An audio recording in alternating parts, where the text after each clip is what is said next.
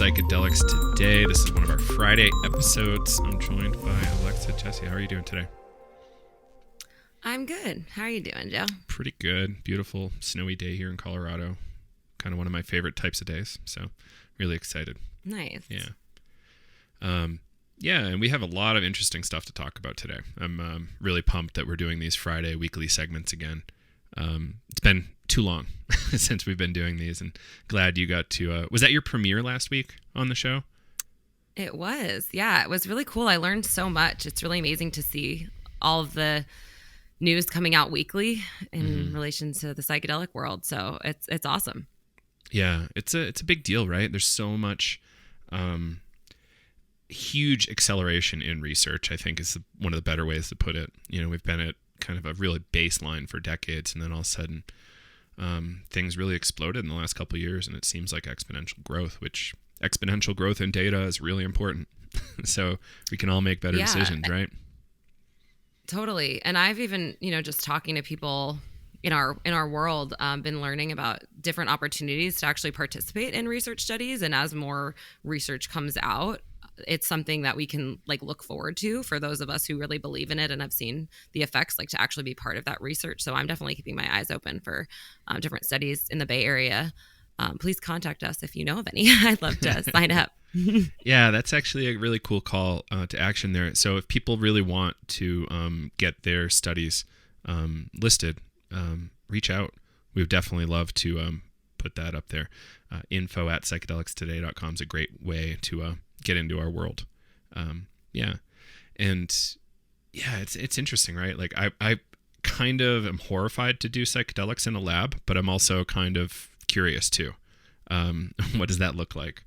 And the data is still really good coming from a lab, so why not? Right? Yeah.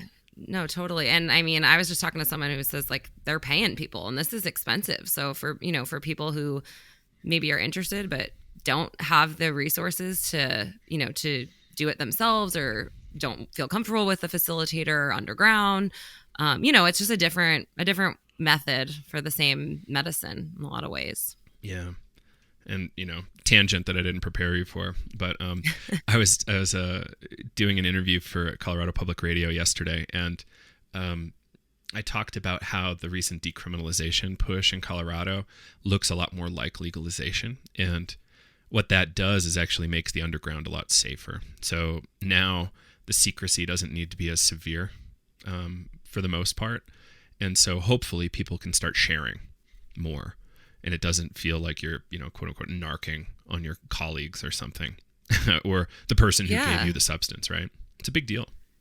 That makes a lot of sense, especially even for the facilitators to be able to promote what they're doing and be able to grow their own business and reach more people just without them having fear.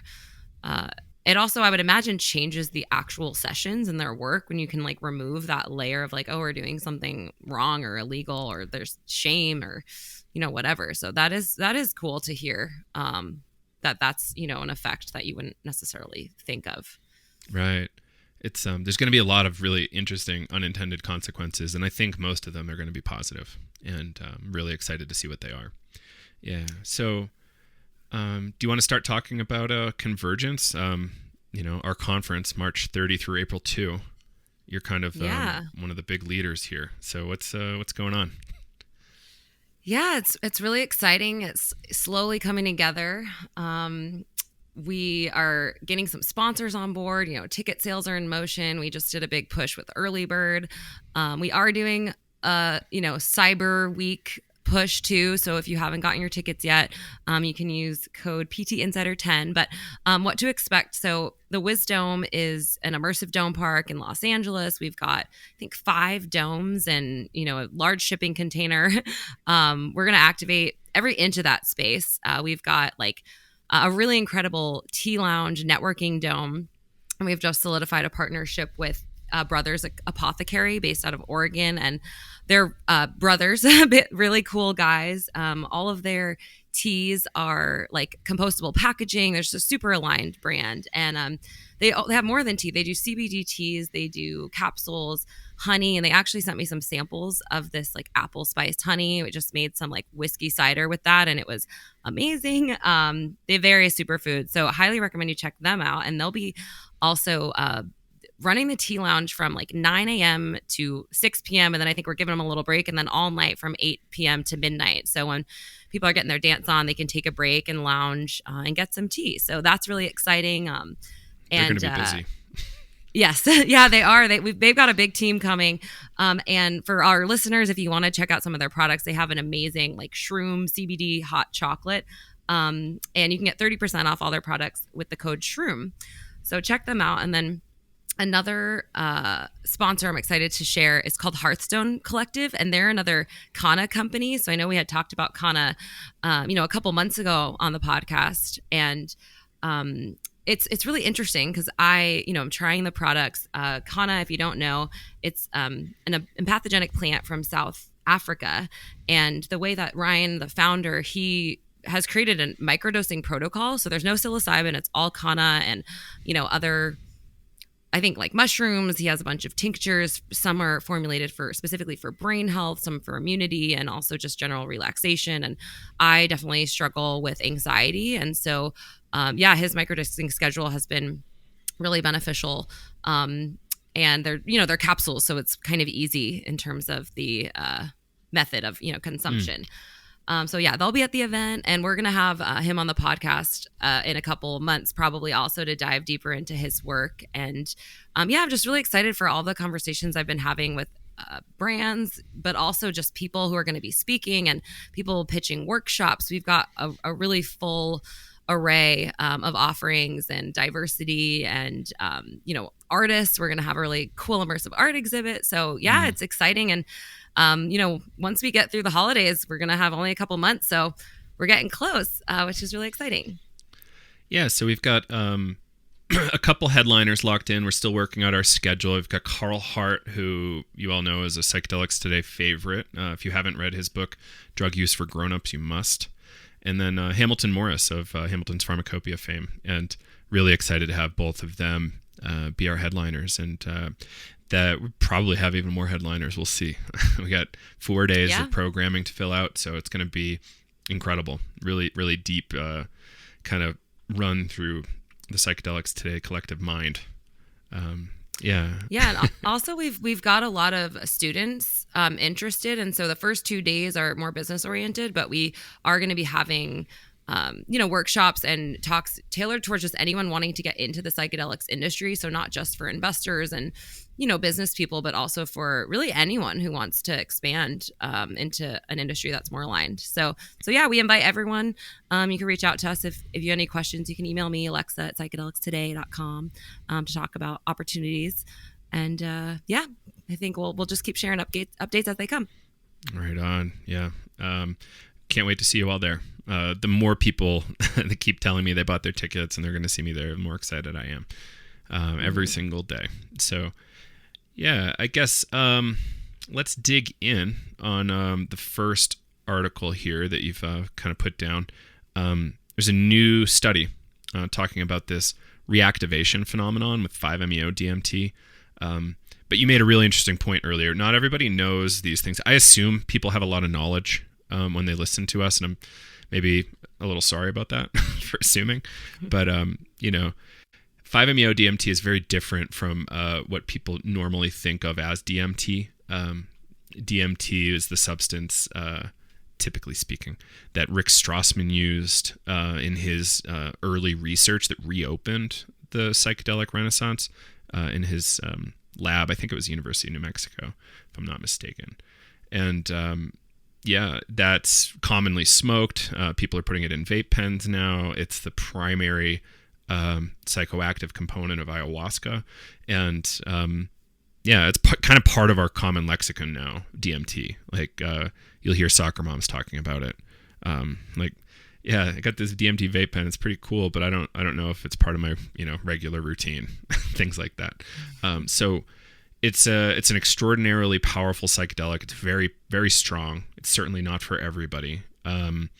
smoking just a handful of milligrams of this can make you totally lose sense of your body, have an experience of a totally different reality and apparent reality, I guess, maybe, and then come back in a short 10-minute experience. So it's really popular in that you can get very psychedelic in a short period of time and return.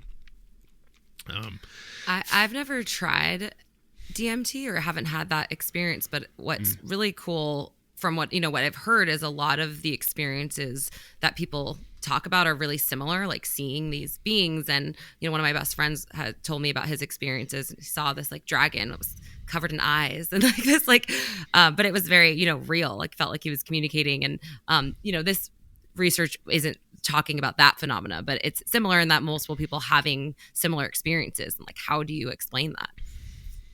Right. It's fascinating, right? It's like there's some sort of fundamental thing that we're all similar, and we haven't done enough research to really speak too well about it. The transpersonal psychologists like Groff and others kind of have this idea that there's a collective unconscious and a collective spirit realm. And this is based on reporting from experiences, right? This is not necessarily well researched in a lab. But I lean that way, that these things are out there. But, what evidence do I have to prove that? Minimal, personal testimony and shared experiences with friends. And, Terrence McKenna, listen to him a little bit. You're going to learn a lot about DMT. And this happens actually a lot in some other psychedelics, like ayahuasca, I guess, including DMT. Like there's something there as well. I had the sense in ayahuasca that there was an entity there communicating with me and guiding the whole thing. So, in a 3 to 5 hour thing versus a 10-minute thing, you get to know them a little bit better. So Andrew Gallimore, really interesting computational neurobiologist who I'm recording with, I think tomorrow. He wrote a book called Alien Information Theory, all about this kind of reality switching through psychedelics. And he has a new book out called Reality Switch Technologies, and that's what we're going to talk about. And it's kind of categorizing his perspective here. And his definition around reality is pretty interesting. So it's a really fun book, beautiful design. We'll get into more of that later. But again, 5-MeO DMT is what we're trying to talk about, and it's super different from what people traditionally call DMT. And it's been around for a few decades. People kind of created it in a lab and were smoking it. Then all of a sudden there was natural sources found. There's kind of some serious ecological issues here around 5-MeO DMT and smoking toad venom. So please, folks, try to source synthetic whenever possible. The populations are really fragile. I had a friend tell me recently that we should use more toad because the earth will know we're using it and replenish it.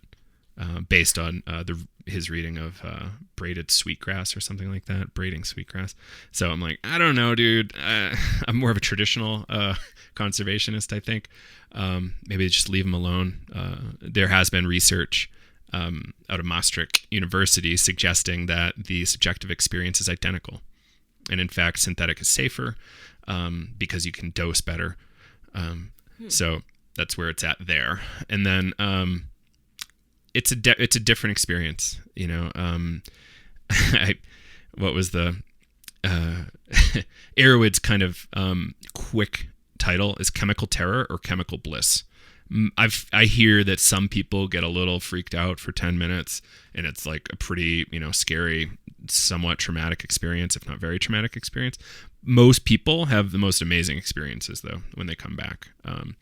So on the positive list, it's like super short, super immersive, radical shift into this other experience. It could be, really erotic or sexual enhancement, sensual enhancement, some euphoria. A lot of people say it's like dissolving into God and dissolving into everything. But other people say it's like a void experience, right? And you just go away. But again, we need more data before we can really understand all this stuff super well. But a lot of people say it is one of the samadhi states that the Buddhists would talk about in their literature. So It's an interesting one. It's really popular. It's growing in popularity. I've been suggesting, and I hope someone picks this up. Vape pens, microdose 5-MeO DMT vape pens for head injuries. I would love to see a clinical trial on that, please, or any kind of testimony. All right. Interesting. Well, this one specifically is talking about, they call it reactivations, but flashbacks. And I've never heard of that. No. So I've never heard of that happening. So would you interpret that as like PTSD type flashbacks, or more like childhood? No, you're memories, back into the you actually go back and re-experience what you experienced, largely, is what I've been told by a number of people who I've talked to who had these reactivations, which is interesting. So let's read the title here. So the title of the article is Reactivations After 5-Methoxy-NN Dimethyltryptamine Use in Naturalistic Settings, an initial exploratory analysis of the phenomenon's predictors and its emotional valence. So kind of a technical title here. 5-methoxy blah blah blah. That's 5-MeO DMT. And naturalistic means in a non-laboratory setting, so real world environment. And then phenomenon predictors and its emotional valence. So valence being like change and shifts and things like that. It's a technical term, so I could be wrong. But yeah, 513 in this sample, which is super big. I love that we're doing these naturalistic studies now. And I just think it's a really great way to get a ton of data. And I don't know, when you read this, did you get a little nervous? You're like, oh, you can actually have flashbacks from this? What does that mean? You know? Yeah, I mean, I was definitely curious. And what's interesting is it's saying it studied whether basically like demographic issues, so age, gender, education, like use of DMT, and how you prepared, how that predicted reactivations. And what's interesting is the result, it says like being female, older at the first time of 5-MeO DMT use, having a higher education, and dosing in a structured group setting were associated with increased odds. So I kind of feel like I fall like perfectly like into that. So I'm like very curious, like, that sounds like exactly like me. So I don't know what being older at the first time of 5-MeO, like, I'm not very old, but I don't know how old, they're considering. So I'd be curious. But yeah, I'd like to talk to someone in the study and understand like what exactly a reactivation experience is like. Is it traumatic? Could it be a happy? Is it a memory? Is it a past life experience? You're like, where are they going? So I'd love to just understand that more. Yeah. Like the classic way I like to describe the difference between these two is like traditional DMT being, really explosive, kind of cosmic circus, and then the other one being kind of things dissolve. I've heard people say it can't really fairly even be called a psychedelic by some folks, which is interesting. So things kind of fall away into unity. I heard one psychiatrist's analysis of somebody's experience as it being, okay, your whole default mode network shut off for 10 minutes. And, what are you without that? So are they doing a lot of research on 5-MeO DMT for not enough. Like mental illness? There's a few companies working on 5-MeO DMT. I'm going to get it wrong, so I won't even guess. But yeah, there's definitely some universities doing work. Yeah, it's really interesting. I think, let me read some of the names here. So Annie Ortiz was kind of the lead author here, it looks like, on the paper. And it was published in Frontiers in Psychiatry. Came out late November 29th. Oh, wait, that's today. Interesting. Because I was seeing hints of this. I was seeing hints of this elsewhere. So you got Charles Raison, Rafael Lancelota, and Alan Davis.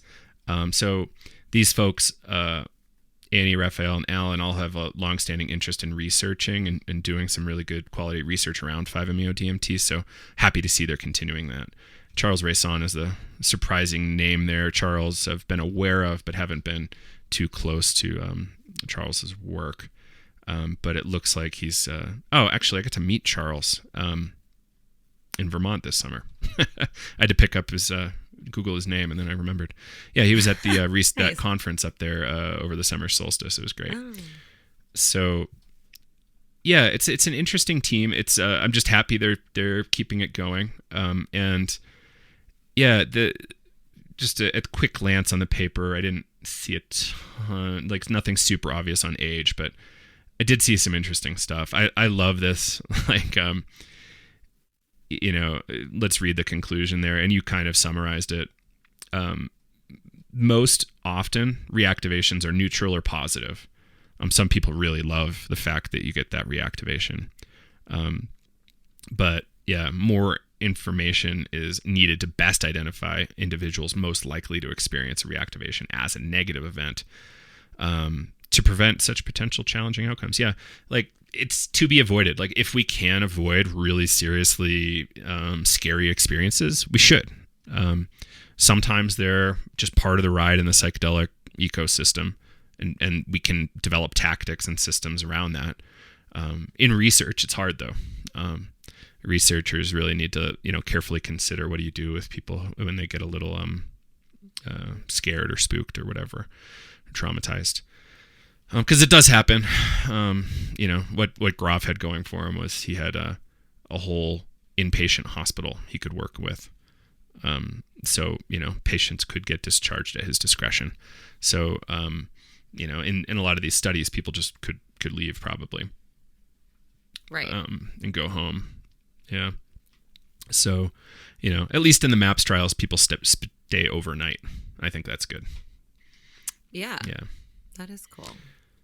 Yeah. So, but everybody I've talked to, Alexa, likes their reactivations.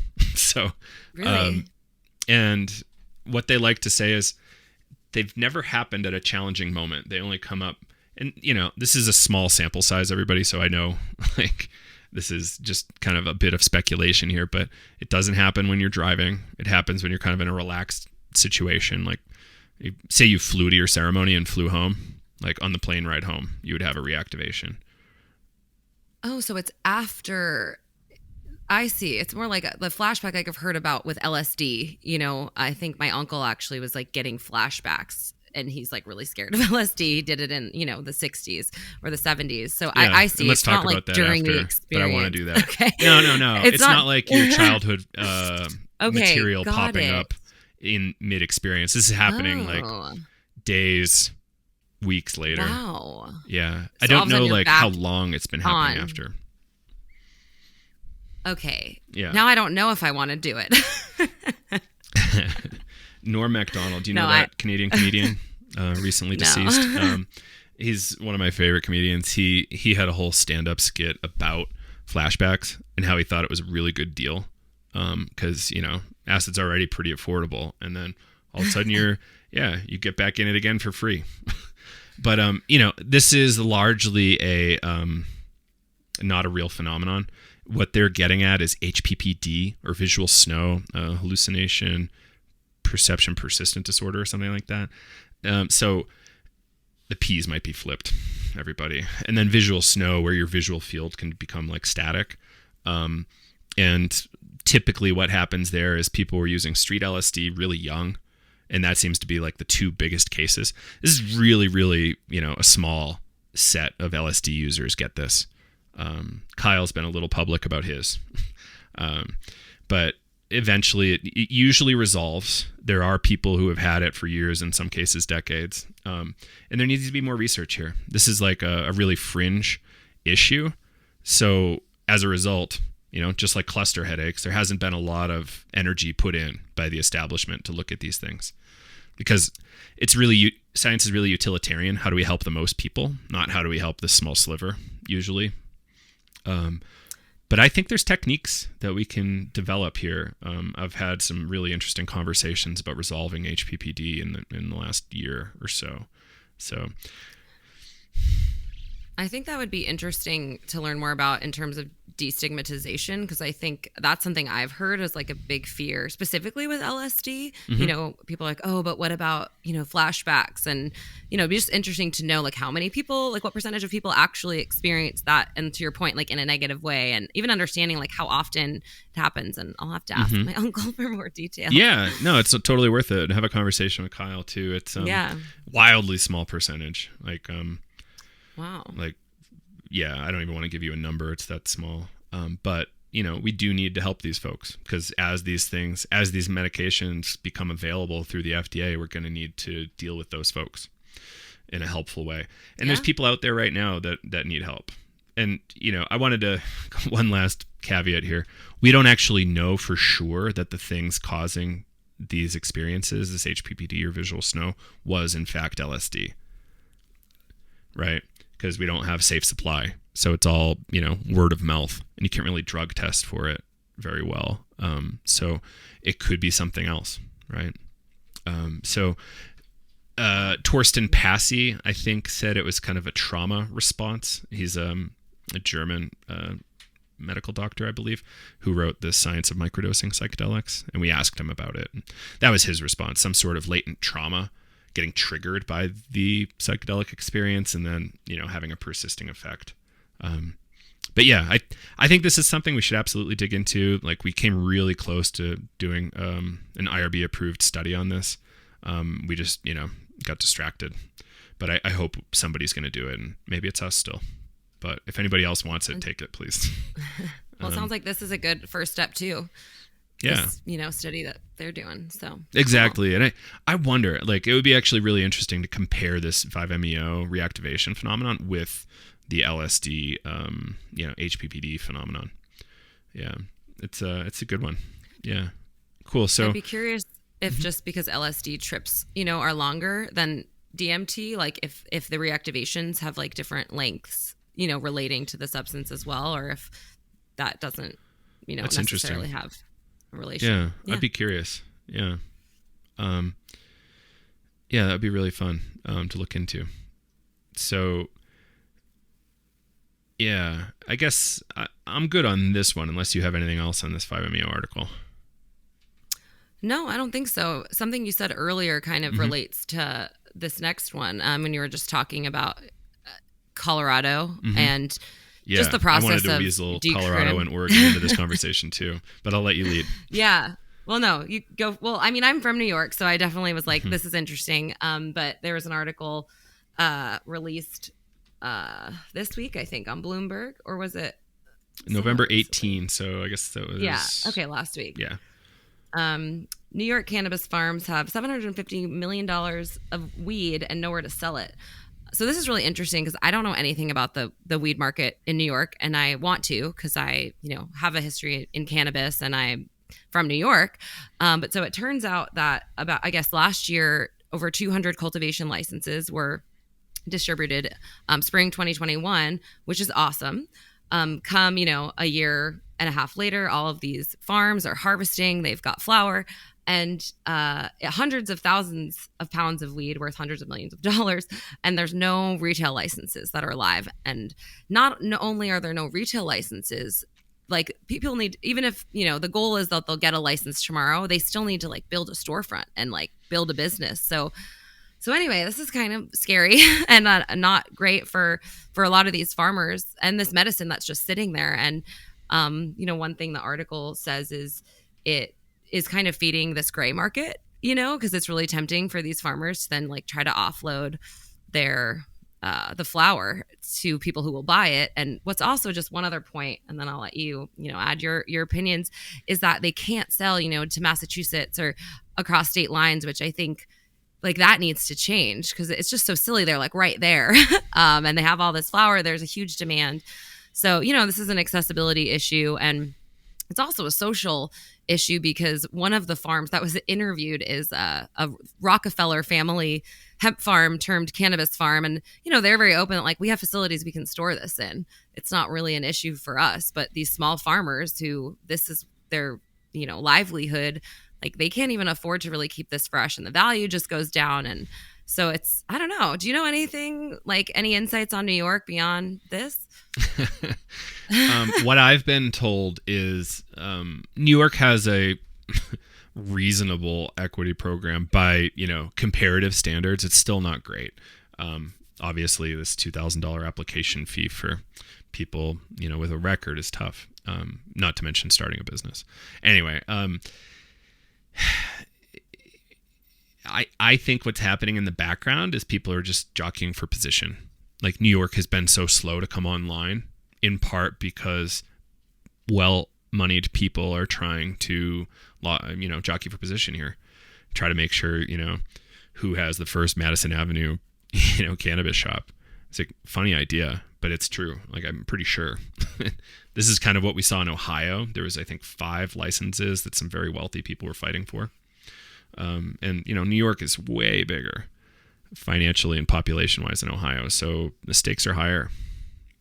So that's kind of what I think is going on. I'm sure there's some well-intentioned actors out there trying to make sure it comes out right, but it's hard, without knowing it. And going over state lines, like, that's the federal thing. Like, this has to become, an agricultural product, not a federally scheduled compound.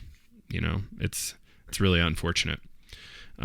It's a plant, everybody. It should be, treated as such. Like, even this outrageous issue in New York, like, it's a big deal, but, like, it's a plant and we have to go to a specialty store to buy it. Like, why can't we have the bulk bins?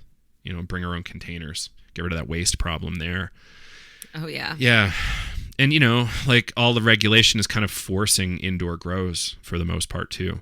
Imagine if it was, we had a big bumper crop of outdoor organic grown, like soil grown. That's a big deal, and that's huge carbon and, like, electric savings. So it's a big deal. Yeah. No, and I kind of want to give a plug for, consumers and shoppers out there to, when shopping at dispensaries, to ask and, buy those products that are in glass and not in plastic and not in Mylar. It costs the companies a lot more money to package sustainably, so you're going to pay more, but it's worth it. Like, you can afford it. If you can't afford it.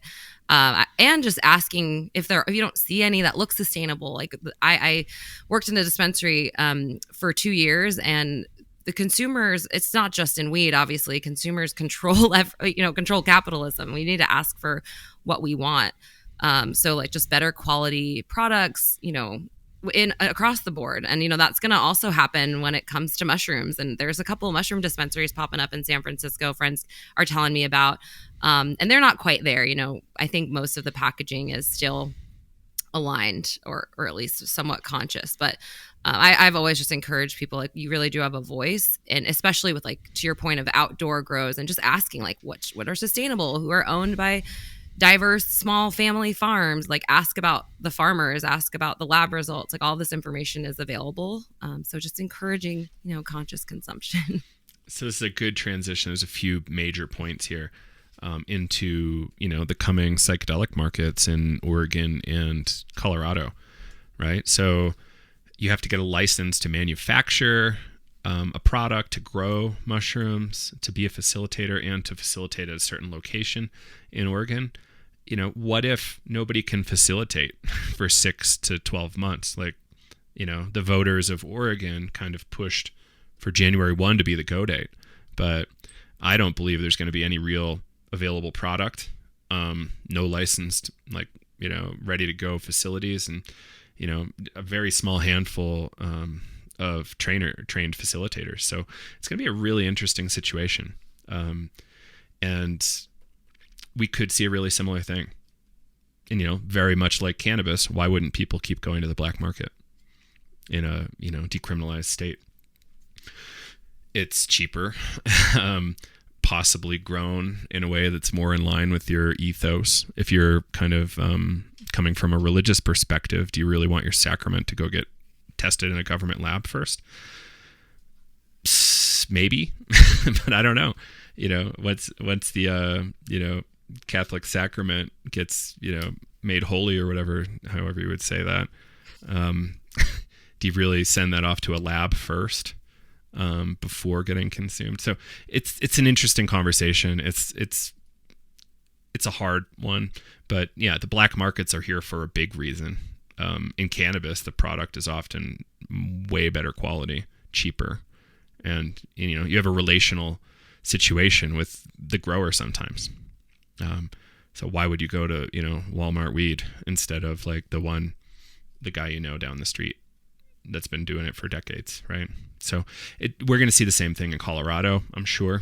The decriminalized frame has really opened up manufacture for psilocybin, mescaline, DMT, and ibogaine. So let's see what happens there. I think it's going to be a really interesting time before legalization.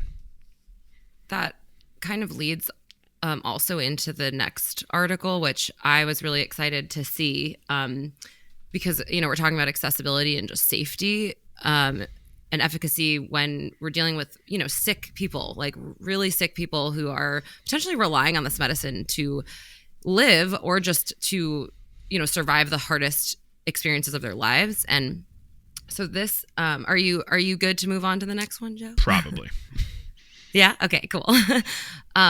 So Nicole, who we're going to talk about in a second, it was interesting when I first started at PT, her name came up and we both had a connection to her, which I thought was really interesting. So Nicole and Jaime are the founders of Grace Health and Wellness. They're a hemp CBD company, and they were actually, I worked with them writing for them actually. You can check out their website. There's a ton of educational articles on there. Jaime is a scientist. He's an endocannabinologist. He's sorry guys. His specialty is the endocannabinoid system. So for those of you who don't know, just a little 101, his forte is understanding how cannabinoids interact in the human body. So cannabis plant compounds like THC, CBD, CBN, and so their backstory is that Nicole was diagnosed with stage 4 breast cancer a couple years ago now. I want to say about like 2018. And she had stage 4 cancer when she was diagnosed. It had spread to various organs and her bones. Her prognosis was not good. I mean, and I had talked to her throughout this process. But what's really interesting is her and her husband, Jaime, decided like the standard treatment was just not acceptable for them as an option. Like basically 2 years, I think it was 26 months of chemotherapy, and they didn't think she was going to live. So it was like prolonged, life.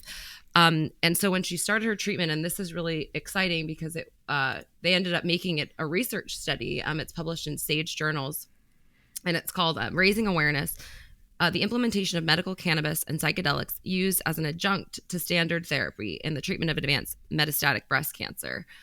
And I encourage you to read the study, specifically if you're interested in, really learning about just cancer. And I mean, the treatment that she was going through, the amount of drugs that she was given throughout the course of like 4 years. But what was most exciting is that she started cannabis, like high doses of THC and CBD, and like titrated up. And this was really all experimentational. And she started it alongside chemotherapy, and in 6 months was cancer-free, like completely cancer-free. And for, I want to say it was about a year or 18 months, she remained cancer-free. The cancer did come back, but she had reduced her THC, CBD consumption, like raised it back up. So it's a wild journey, but I've talked to her, know her, and she says that like not only cannabis, she takes mushrooms as well, psilocybin. And similar to what we had talked about a couple weeks ago or last week about like macro dosing and micro dosing, that's also the protocol she was doing, was like a big macro of psilocybin and like small doses to maintain. But she says it's the only reason she's alive. Like cannabis and mushrooms are keeping her alive. And even though the cancer I think she's had her second reoccurrence now. She's in treatment again and surgery, and like she's a fighter, that woman. But she's alive, and she really attributes it to the plant medicine. And so just to like bring it back to that point of like, she's in a state where she maybe is in Jersey, so maybe can get it, safely and legally now. They might even be growing it. Like, I don't know what she's doing in terms of safe access, but psilocybin, they're also have to figure out their own sourcing. And it's like, it's clearly working for her and saving her life. So it's just frustrating that she probably can't access it as easily as other people, probably can't access it at all. Mm-hmm. Yeah. I met a number, I don't know if you've met these folks, but medical refugees, cannabis refugees. So I met a number of folks from Louisiana, moved to Colorado on account of disorders that they, couldn't legally access cannabis, and they had to move to Colorado to get it. And it was for legit medical conditions that were really ugly. I think even in one case, it was for an underage person who was having an incredible amount of seizures, similar to that Charlotte's Web story. And it's ugly that people have to push that far. So I got to meet her, and Nicole and Jaime, and it was in Arizona. And I got a full presentation, like a full, got to see their, posters with all the charts and whatnot. And folks should check this article out. There's some really great stuff in here about possible anti-cancer pathways for both psilocybin and for cannabinoids. The cannabinoids one is far more fleshed out. I asked them who was doing the psilocybin research, and they mentioned one person in the Netherlands who I was hoping to interview them in person this summer when I was over there, but that whole trip got canceled. But let's do something on that. I think that's a really important story. The cancer angle, if there is one here, around psilocybin, like, we should explore that. At the very least, the existential despair that they talk about in the study, being turned down, a la Hopkins end of life trials, right? So it's a big deal. And that alone can turn somebody's body into a better, help the body become a better fighter of, the cancer cells. Attitude shift is big, agree. Right? Just decreasing stress and there's also immune benefits of mushrooms too. So just helping your body respond to the chemo. 'Cause like my sister, underwent the chemotherapy this past year and immunotherapy actually, which, saved her life. She's cancer free. She had surgery. I mean, it's intense. Immunotherapy is amazing, but it's intense. Well, it is, but the side effects, she actually lost like partial eyesight. That they're like, maybe it will come back. And it's like, no, you're not going to trade your life for your eyes, your eyesight. But it's just the things that, you don't necessarily think about. She lost thyroid function. She's on thyroid medication probably for life. I'm, curious about plant medicine supporting with that. But it's just that the standard care is so intense. And she's in Texas. So like she couldn't even... The doctors did not like me. I was in there talking about cannabis and they're like, well, we don't want it to, interfere with immunotherapy. And they just don't know. And that's the issue is like, maybe it will interfere. And actually Jaime and Nicole were so incredible because they actually sent over a bunch of products for her and advised her that CBD does interact with the specific drug that she was on because they had done all this research. And so they were like, don't do it with immunotherapy, but high doses of THC you could do. And so that's where it's like, we just need more information because, I don't know anything about this. I didn't want to tell my sister what to do. And they were so great. So you should definitely just check out Grace Health and Wellness. And it's possible they'll be at Convergence. I'm trying to get them there. So that'd be really fun. Stay tuned on that. Yeah. Their story is very compelling, as you just heard here. And when they tell it, it's even more compelling because they lived it, right? So that would be amazing. And yeah, this whole story, how many times have you heard of people using cannabis to help with their cancer treatments? Like, I've heard it a lot. In Colorado, it's a big deal. Have you heard of Rick Simpson oil? Yes.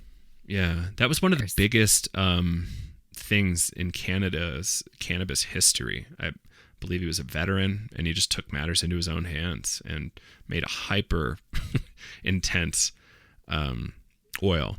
By the way, Nicole's dosing schedule is incredible, like 100 to 500 milligrams a day in some cases of THC, like horrifying. Like, I would hate that. She titrated up. So she said she really, got immune to it. But that's why it's also education, because it's like taking 5 milligrams a day is not going to cure you of cancer. I think it is the high doses. Yeah. And I've actually heard rumor of THCA. So like carboxylation or something when you heat it up to a certain point so you can actually get stoned off it.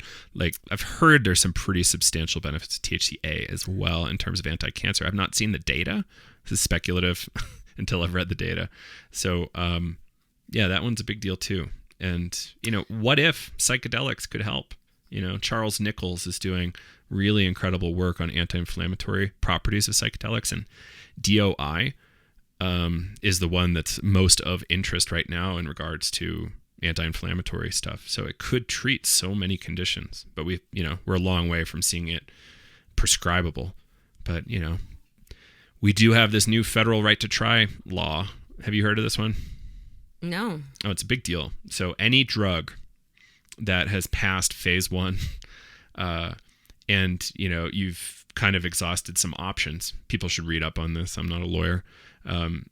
You can work with a physician to get a prescription for any of these drugs that aren't yet approved through the FDA to try.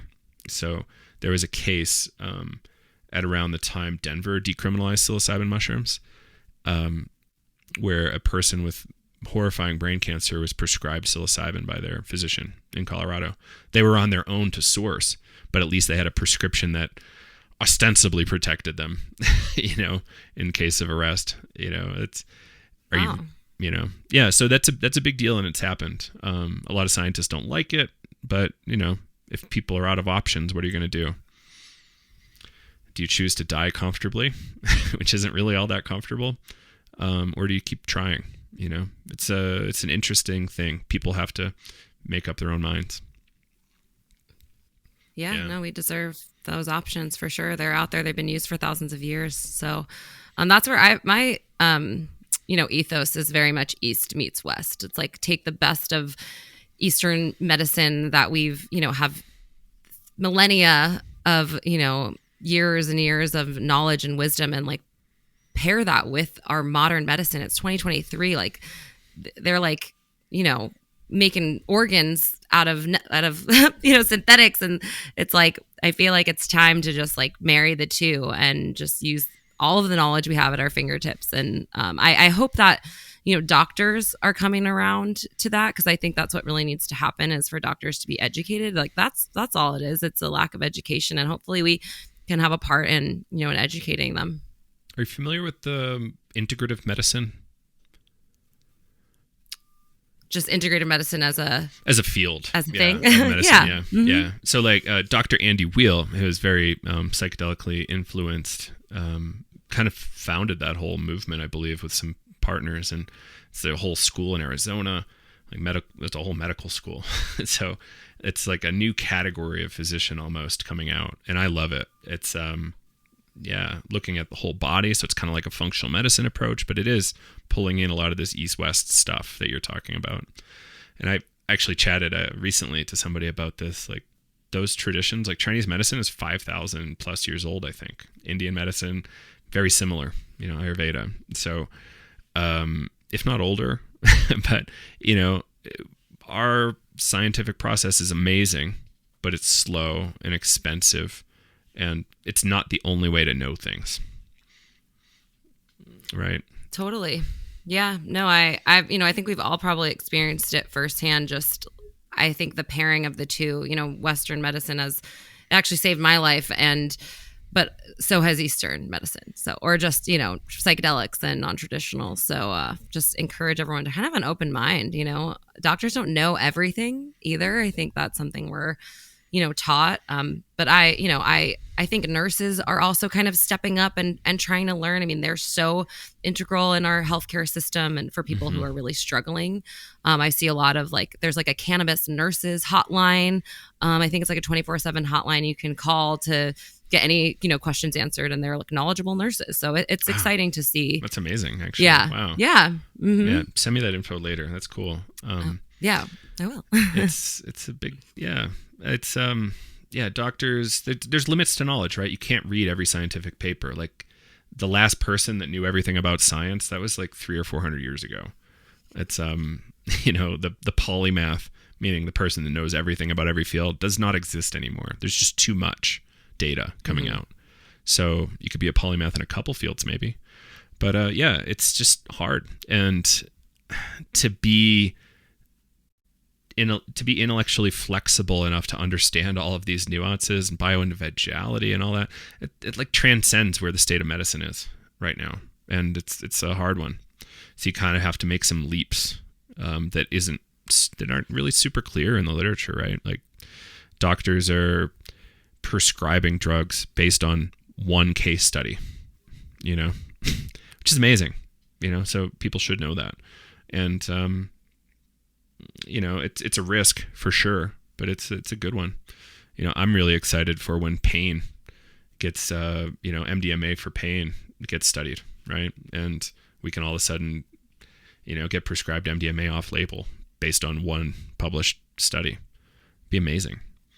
So we'll see what we can do here at Psychedelics today, and hopefully keep it moving. So anything else we want to get into, Alexa?